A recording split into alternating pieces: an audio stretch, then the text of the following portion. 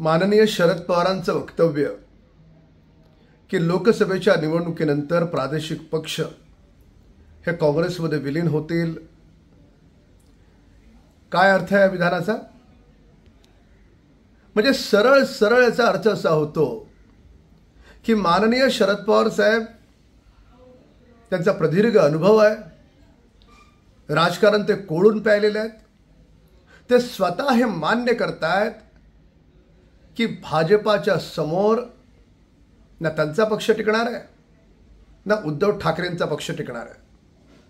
त्याच्यामुळे या दोन्हीही पक्षांना काँग्रेसमध्ये गेल्याशिवाय पर्याय नाही असं शरद पवारांना म्हणायचं, दुसरं काय?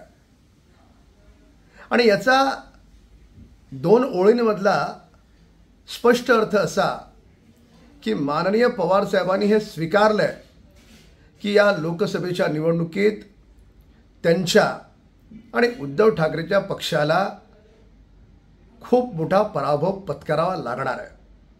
या विधानाचा एवढा आणि एवढाच अर्थ निघतो.